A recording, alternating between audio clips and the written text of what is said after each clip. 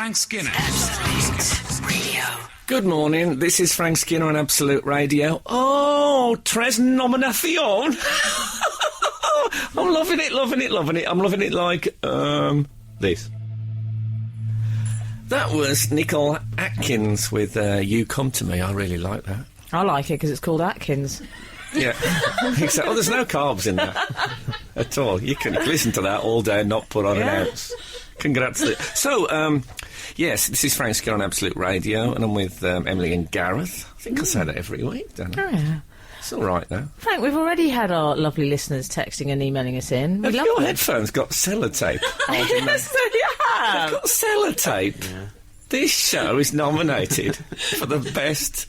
What is it? Best entertainment show. Yeah. And one of my cohorts has got sellotape. Oh, no. I was embarrassed. I hope you wouldn't notice. At school with her glasses sellotaped up and a patch over the eye. I have to say, it's helped. I was talking to Emily before the show, and I thought there's a strand of hair there that, for me, is the wrong side of the parting. You know when when a whole chunk goes the wrong side of the parting? Hair out of place? There is a hair. There was several. There was I'm calling it a clump.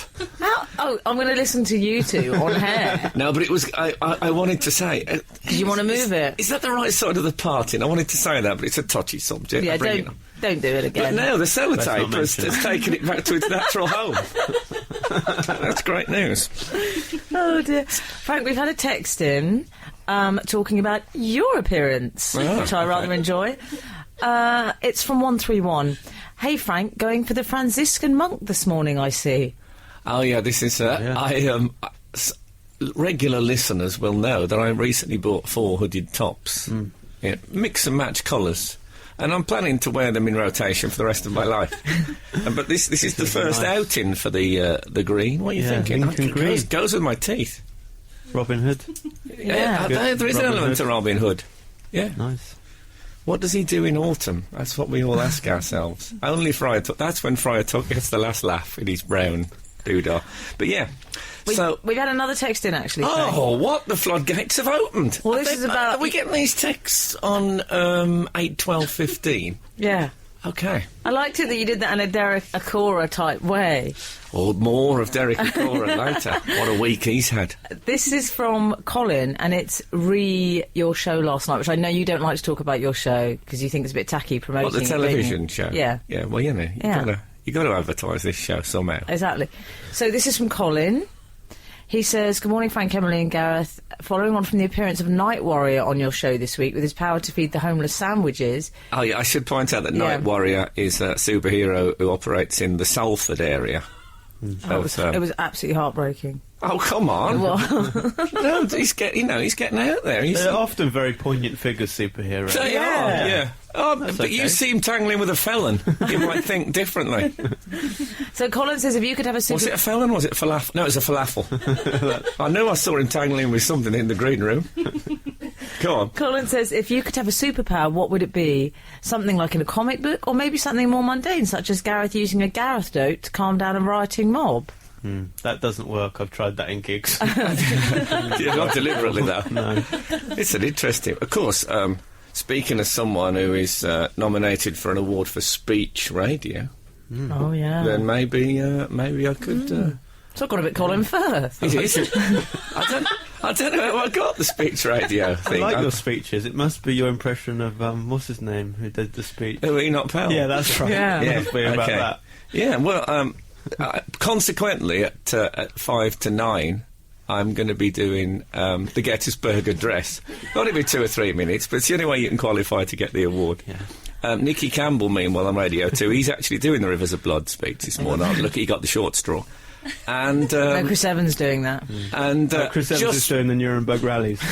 Oh, is he? I don't think he's up for it. Is he not? Okay, he's not up for it. Oh, is he not? Oh, sorry. And then at about at 5 to 10, I'll be doing Martin Luther King's "I Had a Dream" to close the show. That'd be nice. So you got to. There's certain obligations you have to qualify for this whole thing. We're very excited about Ronnie Wood, though. We'll talk about Ronnie Wood in a minute. Oh, Ronnie Wood. Oh, Ronnie Wood. Oh, Ronnie Wood? Oh, no, I didn't know that, but thanks for the tip. Oh, I had to say it. This is Frank Skinner on Absolute Radio. Never before in the field of human conflict has so much been owed to so many by so few. It's that got me the Best Speech, that kind of work, Best Speech nomination. That was Pulp with Common People. Oh. Still sounds good. We should explain, actually. We can't, in this thing about casually referring to our nominations as if everybody knows about them, but we are excited about it. It is normally the way with people who work in the entertainment industry to be very blasé about when you get, say, oh, it's not what it's about. It's not about awards, which is exactly what I would have been saying if I'd received no nominations, of course. But I'm going to let you into a terrible, terrible secret, is I listened to the nominations being announced live on the internet. Did you? And I sat, because I didn't know how many I was up for, I sat with a biro and a sheet of A4. So I could write them down. How tragic! How terribly tragic! That is tragic. So I'm gonna up my tragedy. Okay. Right? I'm gonna up my tragedy. Wow, how are you gonna do that? The next day, I looked at the Chortle website, which is the big comedy website in this country. Very good, very informative. And it said, a clever pun. It said Frank Skinner, head of the herd. H-E-A-R-D, very clever. And it said Frank Skinner received 2 nominations for Sony. And I got my manager to phone them up to correct it. Have I become this monster? No, you've always been the monster. Oh, yeah, I have. Yeah, I've just got more open about it. Yeah. Oh, Frank. Well, no, I think it shows you in a good light that you confess. Well, also, I think, it is exciting, and why not get excited about nomination. I'm going to see Tony Hadley again. That's a bonus. Well, there you go. Who knows whose table? Not Ronnie Wood is nominated, my absolute fellow. Apparently he won't have a table. Because he's the Crow Man. The Crow Man. He wants to be seated atop a gibbet in the corner of the room in sinister lighting. That's what he's set. Did you read them? A gibbet. Ronnie Wood, Frank, said, I'm really excited about it, and I've set all my alarms to make sure I get there. It's 8 p.m. I know, but I imagine he sleeps by day, doesn't he? Oh, yeah, you're right. I've never really heard... I've only heard the trailers for Ronnie Wood's show. Vote for Ronnie Wood, by the way. You can vote for him. He's up for the Rising Star. Yeah, we've got to help out these young'uns. He's still rising. Could you believe that? I'd have thought he'd gone into black hole territory. Well, the Crow Man. Yeah, he's... there was that trailer. Remember that trailer we used to play when he says, I met Jimi Hendrix on the stairs the night he died, and I said, look after yourself. That was that's the effect Ronnie's advice has. But he must be out of his Jimi Hendrix anecdotes. That was a year ago. Surely. Oh, no, it's sort of... you can make him up, though, No, but no, it'll be, I met Tanita Tikaram in Clinton Cards, and she was saying, Ronnie's a bit low on the anecdotes. Put a song on. We had a text last week from Julie, who gave a very good celebrity anecdote. Oh, yeah, what was that one? She said, I bumped into Bonnie Tyler in town. She was trying to find somewhere for a coffee. I suggested Starbucks or Costa, but she was holding on for a Nero. Once again, our listeners have come good. This is Frank Skinner. Absolute Radio. God, it's a bit early for a hold up a cigarette lighter anthem, isn't it? But that was one, I think we can safely say. That was Biffy Clyro with Many of Horror. Frank, we've had a text in from someone calling herself Eagle-Eyed Ruth. Oh, I know Eagle-Eyed Ruth, I think. Yeah, she lives quite high up in a... Carry on, I'm not going to bother. I started with it and I thought, no, I don't think this has got... It's too much effort. So, you're going to be starting about Eries and stuff. Oh, Long Talons next, the nails. Yeah, Britain's Got Talons, she was on that once. Anyway, carry on. Eagle-Eyed Ruth. Frank, loved the show last night. That's not this show, that's your other show. No, yeah, the other show. You started with 2 rings on your right hand, then suddenly just 1. Why? Well, Eagle-Eyed Ruth, if you were a bit more eagle-eared, I say eagle-eared, then you would have heard I realised that I used a hand buzzer at the beginning of the show to electrocute one of my guests. Not electrocute, not to death, but just to stun him a bit. So clearly that was the ring which secured the hand buzzer to my hand. I mean, come on, Sherlock. Frank, there's another text in. It's gone crazy this morning. Hi, Frank. It's a bit cheeky to ask using this number, but is there any chance you can do a chair for me on a Thursday night in Hampstead? Well, I don't like to mix my upholstery work with this show, but I'll be there, rivet gun in pocket, and What does some he mean? choice of materials. I've no idea what he means. Okay. Do a chair for him. Yeah, 447. That's his number. Yeah. I wish people had put their names. I don't like calling we them have numbers. It's like prisoner cell block H. We have had one from 447 saying, sorry I didn't put my name on it. Oh. It's, I don't know if I should say the name. Why? It's Sean, friend of Bill. Sean, friend of Bill.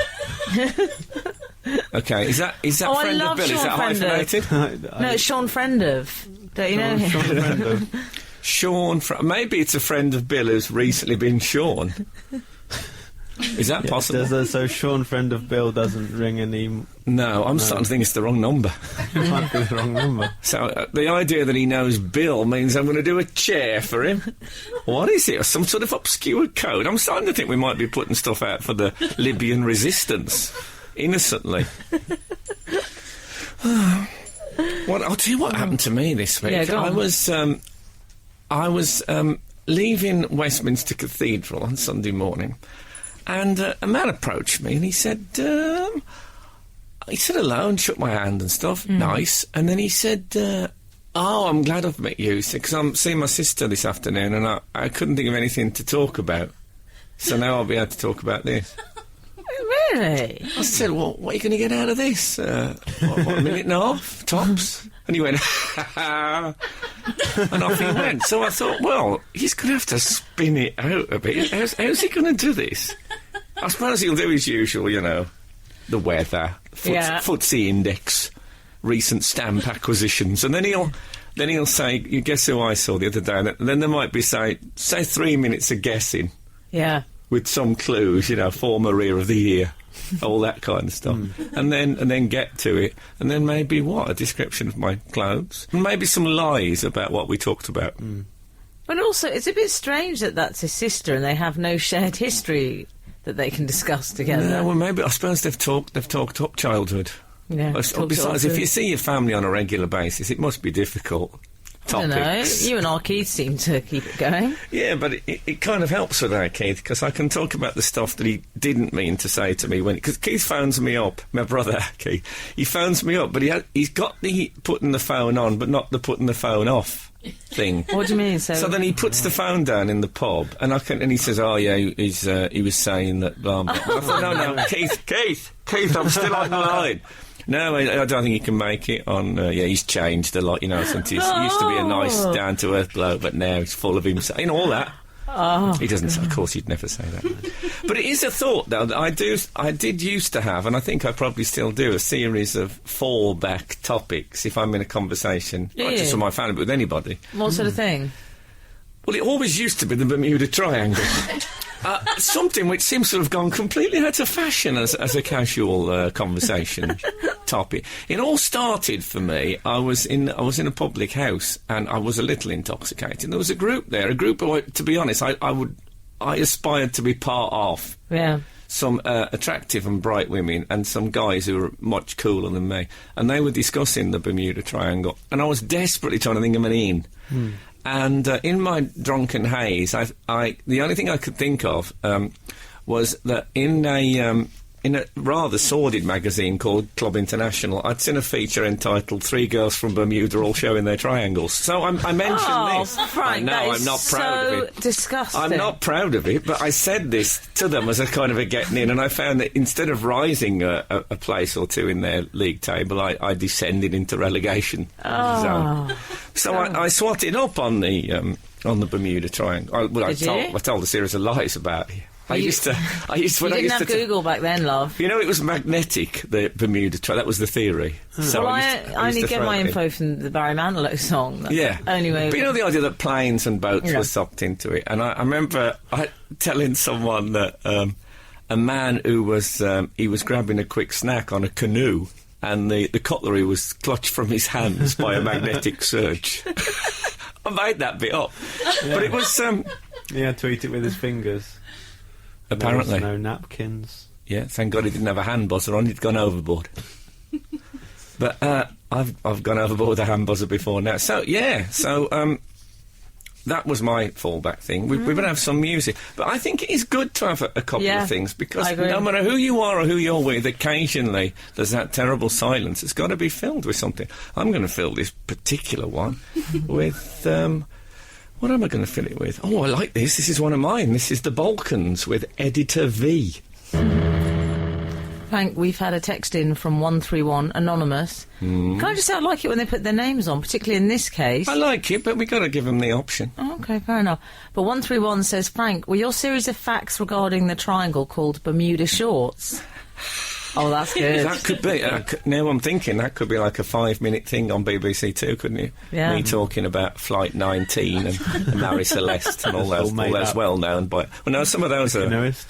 Yeah, the canoeist certainly we could get in. Be happy with that. What's your fallback? Do you have a fallback topic in conversation? I know Gareth doesn't, for a fact. Well, you might do. Do you have happy. one? He's happy with a vacuum. He loves the silence. Yeah, He loves silence. it. I noticed this the other night because Gareth does the warm up on my. Does he say nothing? I spoke during that. Give me a break. You spoke during the warm up. A lot of it was mime. But you spoke during. No, you did speak during that. But that was stuff I imagine you'd rehearsed at home. But when we was in the green room after, when we were all sitting around chatting, I became worried that Gareth hadn't spoke for, I'd say, 45 minutes. That's nothing. Yeah, but... Sorry, I was soaking it all in. Well, you certainly were. Yeah, that's what we heard as well. Yeah. That bar bill, thank God, afterwards. Now, that was a barbel. It was a fish that he caught while he was up there that he gave to me in a presentation case. I was quite pleased with it, actually. I think it was, what was it, Gareth? £7.5. What, the fish? The barbel, yeah. Something like that. Yeah, OK. I'll be very grateful for some suggestions of fallback. A fallback talk. Do you have anything? No. Do you never feel the need to make small talk at all? Can I just say the worst I've ever heard is a few years ago, there's a bloke in a Is cricket... it me? No, it wasn't you. You don't use them at all, you eschew them. Yeah. But in a cricket team I used to play in the 90s, or was it the 80s? It'd be the 80s, actually.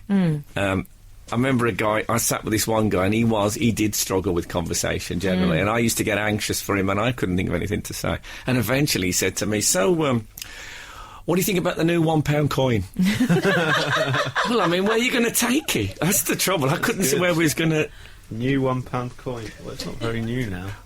No, you can't use that one anymore. That was an example. No. I wasn't suggest you try that one. I mean, I've tried playing the Hello Hello music, but people... Well, yeah, I wouldn't bring that up.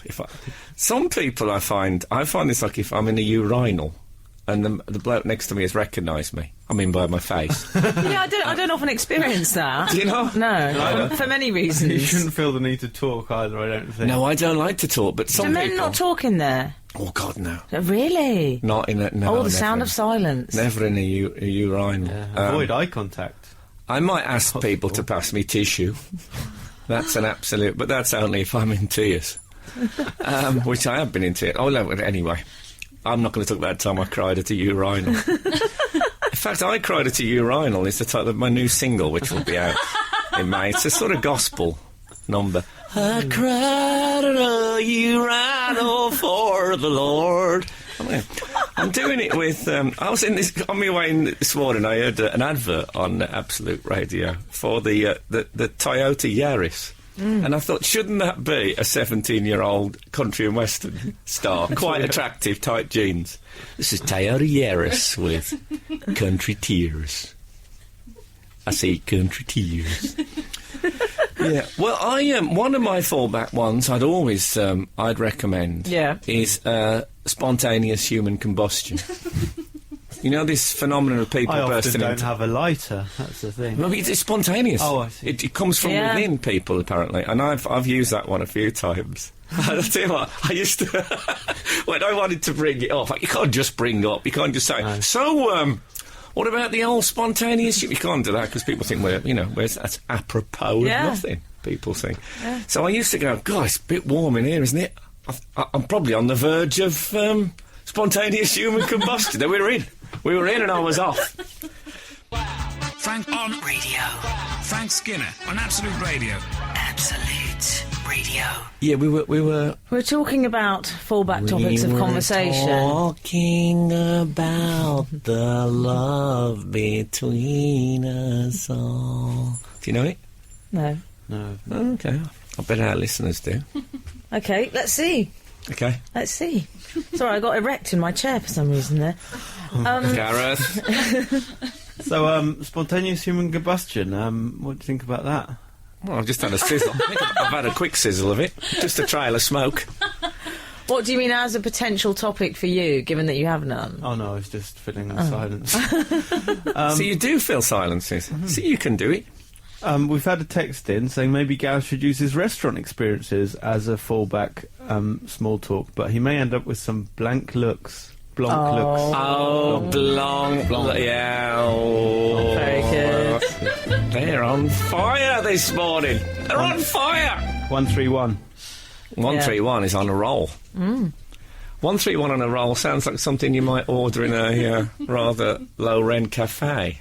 Do you think? To the place I wouldn't go. I hate it when people will say, "So did you get here okay?" And then you talk about how they arrived somewhere. Well, of course they got here okay. They've arrived, haven't they?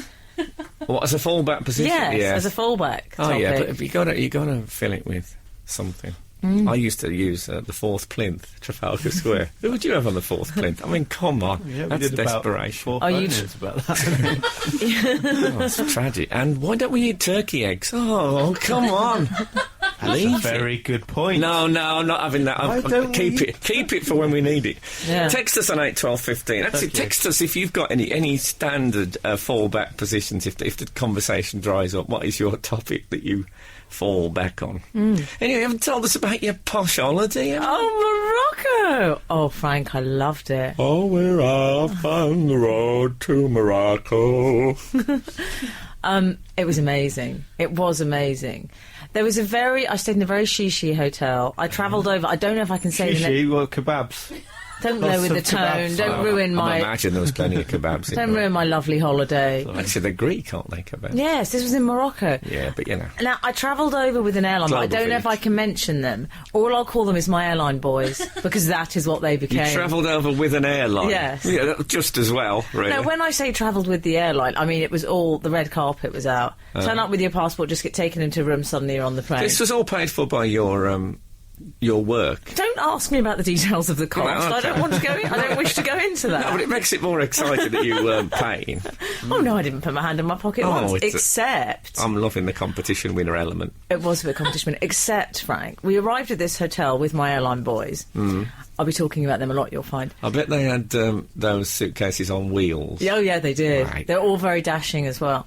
And when we got over there, this hotel was so expensive, Frank. It was the most posh place I've ever stayed. But you weren't paying. No, but it was still expensive. And when I went to the minibar, which first thing I did when I got there, I won't lie, the clink started.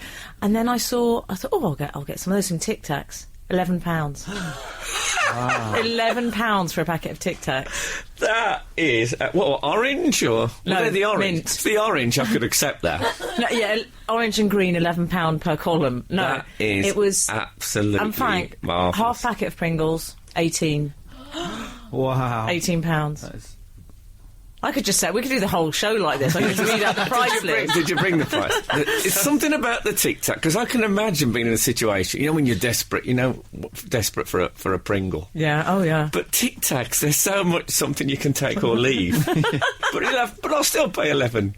Oh, I must say, isn't it lovely to be able to speak about mints? Oh yeah. Now that we've lost our soft mint sponsorship at last. I mean, I love the soft mint people for sponsoring the show, but it was like living in Soviet Russia from the point of view of mint conversation. I remember Murray Mint cropped up once accidentally, and we all looked at each other absolutely, oh my God, what have we said? It was terrible. That's brilliant. So, Frank, because I was in this hotel... Can I say, Yes. I'd pay that for a Pears container. Do you remember the Pears dispensers? You used to get like a head. Like a head Yeah. on the Oh, top. yeah. A Donald Duck, something Donald like Duck, that, yeah. I had a collector's minimum edition David Dimbleby. head on the top. Now, I would have paid, I'd have paid 11 quid for, I think I had a Yuri Gagarin as well. I'd pay 11 quid for a Pez dispenser if it was a really, a good character head on the top, an unusual one. But not... What would be the dream head for you? Lynn Perry.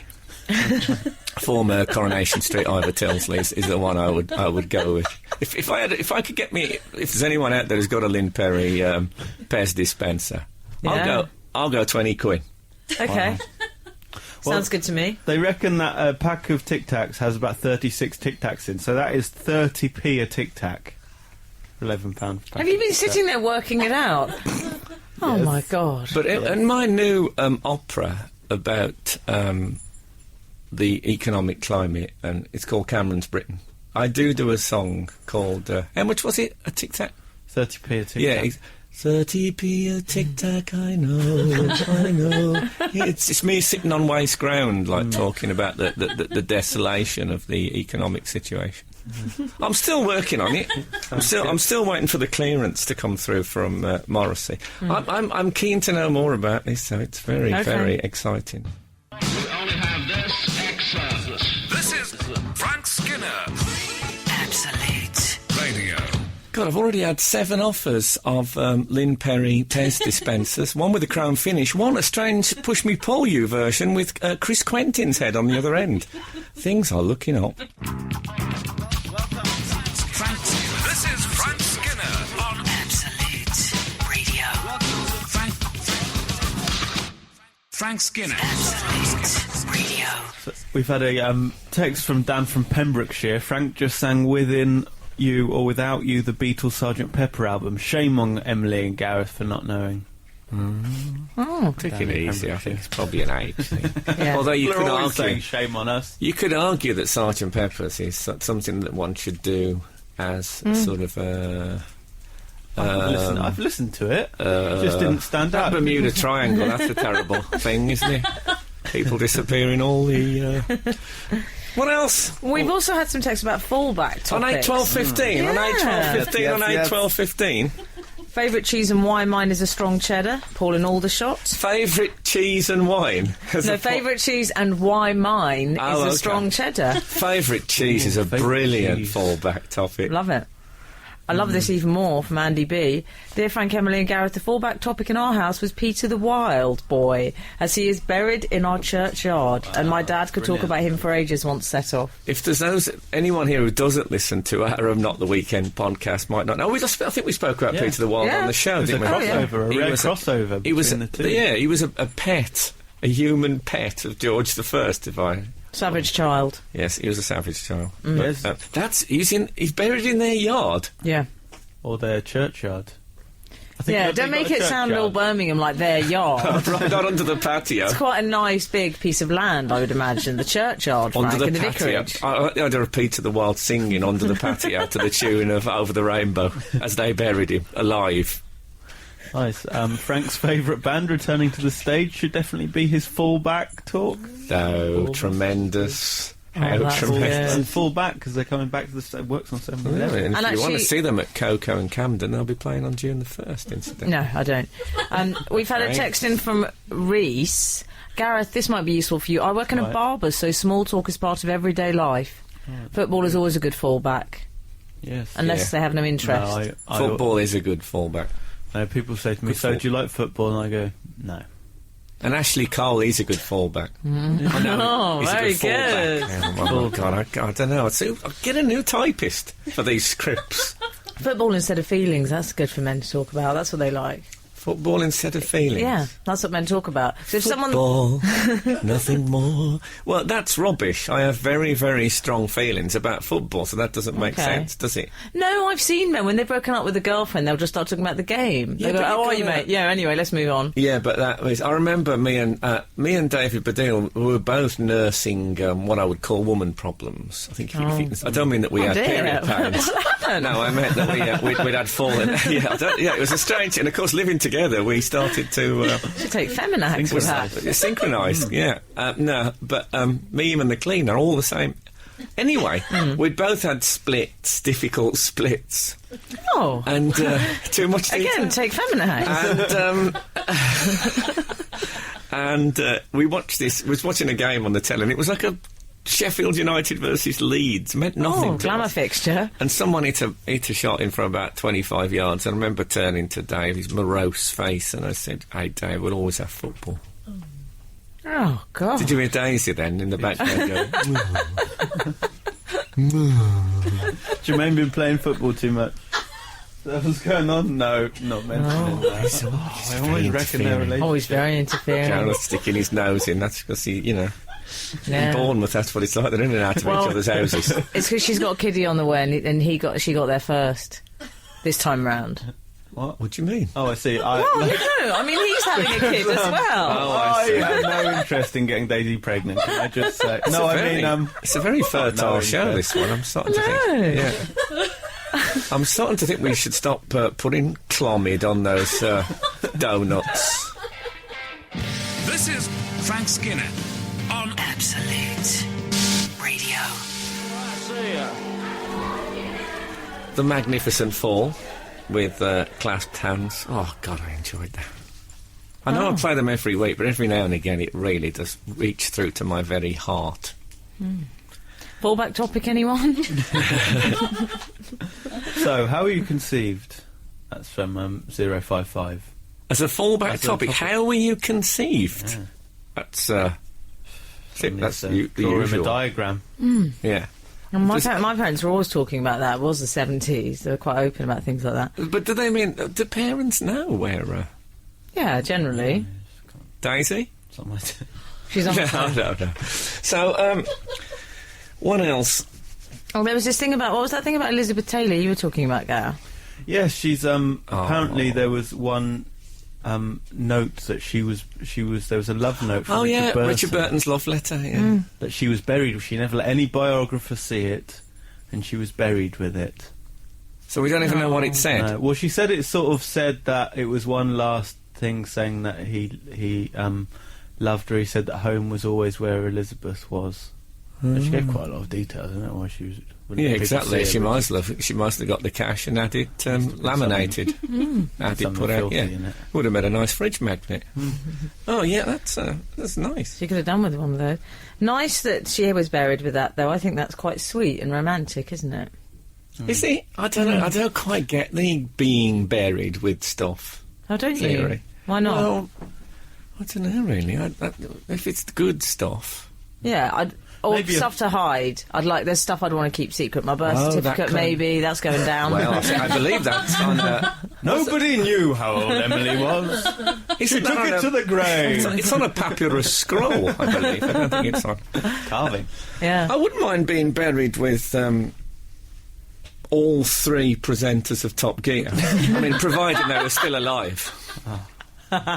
Just to think that I was doing a social service. Even if you were dead, that conversation, you don't want to be listening to that. Well, they'd be the ones going, "Let me out of here! I'm still alive." And kicking at with their cowboy boots, kicking at I'm imagining them in cowboy boots, jeans, and a suit jacket, kicking at the lid, trying to get out. Well, that's good. A spade, just in case, would be a good thing to be buried with. Oh no.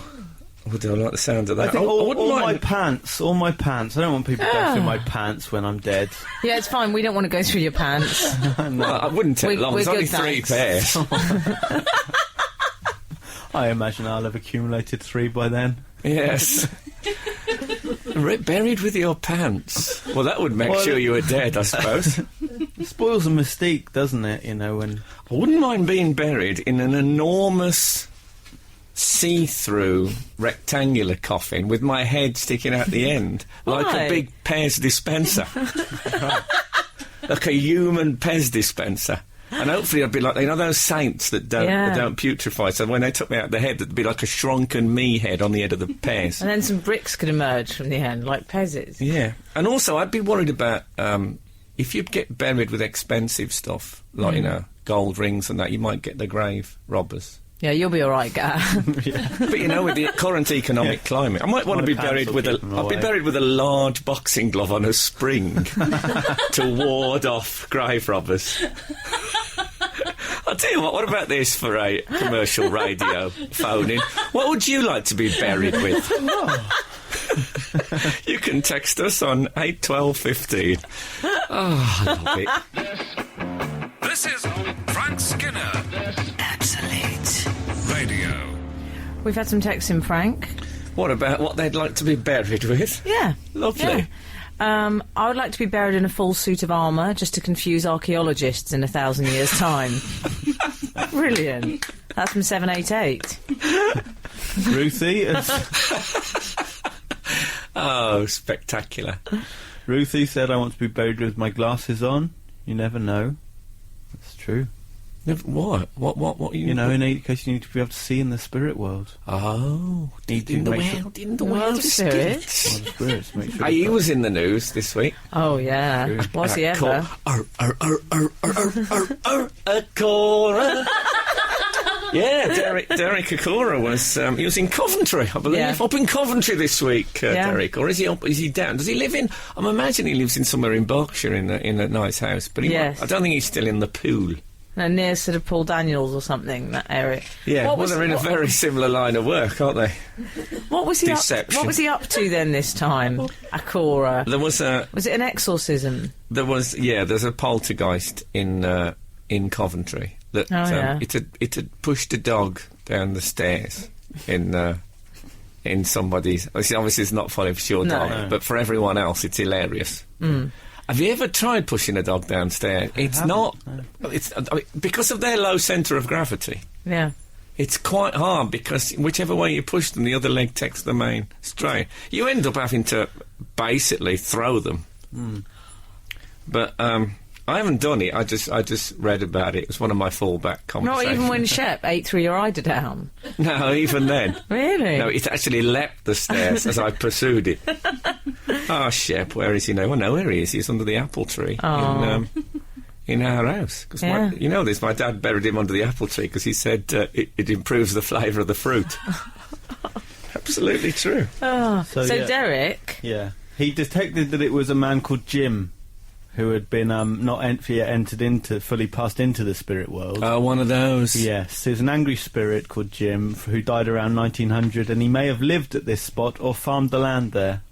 Oh, okay. You know, just in case the house wasn't built yet. Yeah, exactly. In case there wasn't a house. Oh, Derek, he's got 1,000,001 Yeah. coverall Nailed that. remarks.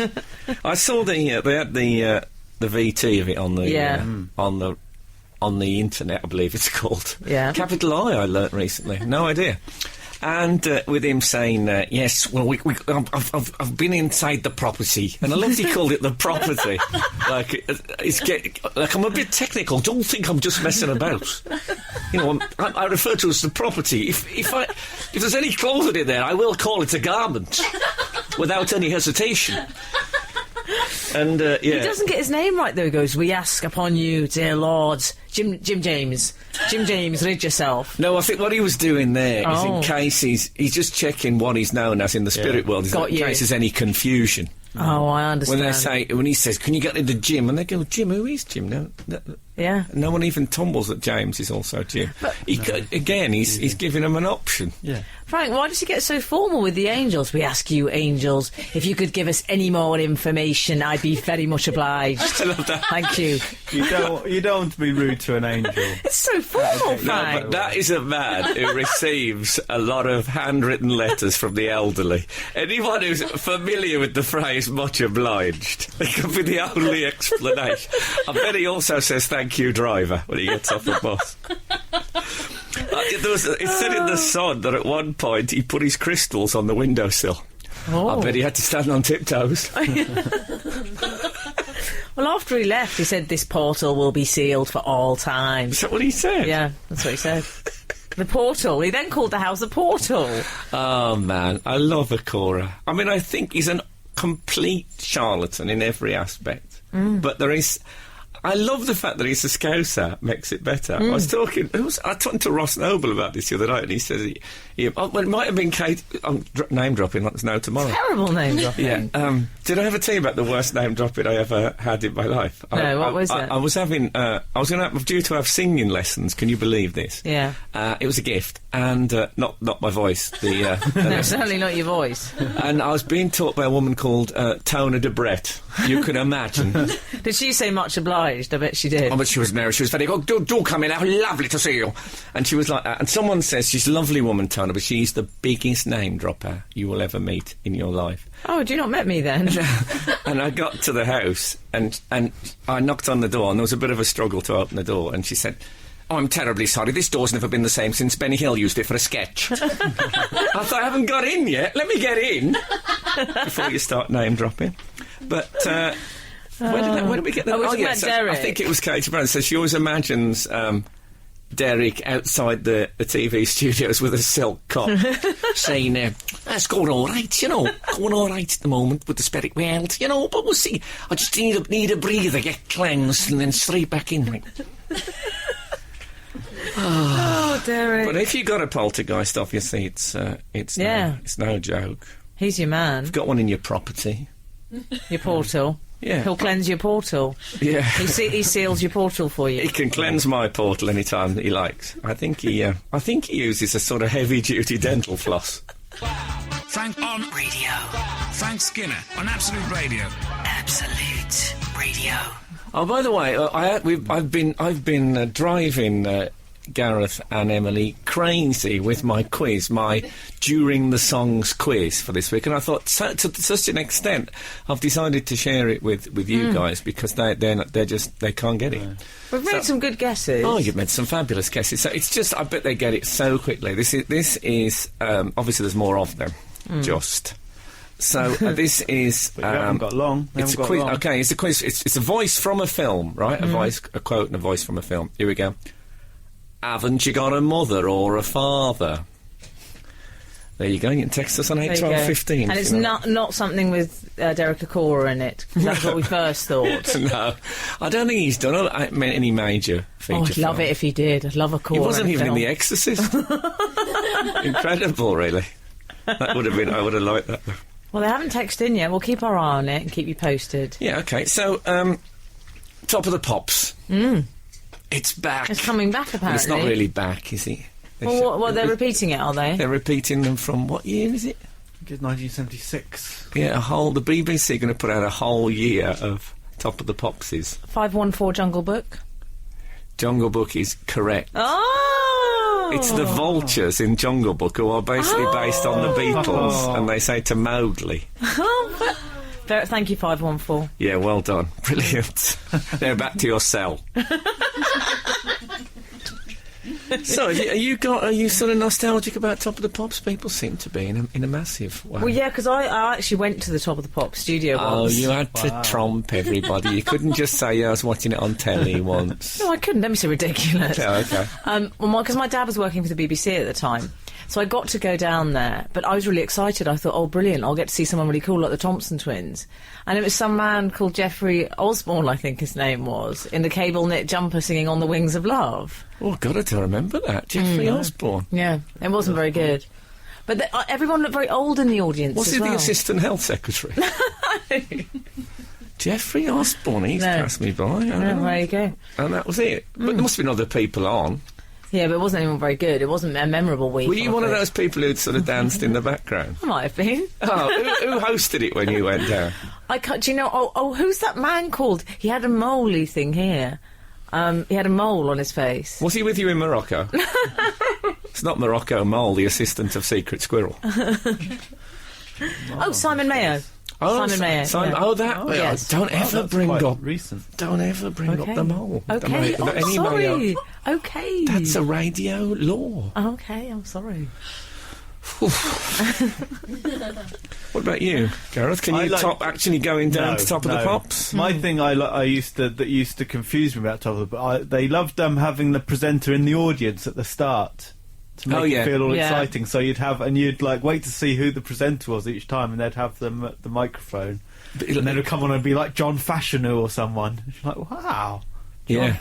But then the camera, he'd introduce the act, and then the camera... watch the elbows if you're in the crowd with John Fashanu at your side.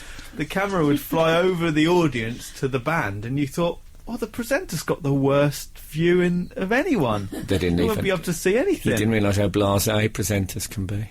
I loved it. I loved it when Edmonds did it. I had a little bit of a crush on it when he did it. I loved him. Well, anyway, I don't want to top Emily's story, but I was actually on Top of the Pops. Oh, God. You had to do it. In fact, as I left the stage, we did 3 lines on Top of the Pops. As I left the stage, a voice said to me, I love your French horn, which obviously took me back somewhat. And it was Celine Dion. It wasn't. It was, yeah. Because I'd mimed to play in the French horn in that thing. Oh, really? And Celine Dion, who I saw in makeup late, and the woman who does her face makeup, her face is so long, Celine Dion. Oh, yeah. The woman who did her face makeup had to abseil. Really? Yeah, they had the rope tied at the top of the head. She was so nice about your French horn, and now you feel bad. Was. I love Celine Dion. Do we have to do all our plugs now and all that? Yeah, we do. I should say. Can I also say, probably my biggest Top of the Pops memory is when Reggie and Fern were presenting, and I reached across my hospital room with a French stick trying to turn off my life support machine. Anyway, Not the Weekend podcast will be available for download on Wednesday, and Ben Jones is next. I think I've read all the notes on my table. Yeah. What do I do now? Do I play Don't Stand So Close to Me? I can't believe it, but that's exactly what I'm going to play. It's been the usual joy, and thank you so much for listening. I love you all. We only have this excerpt. This is Frank Skinner.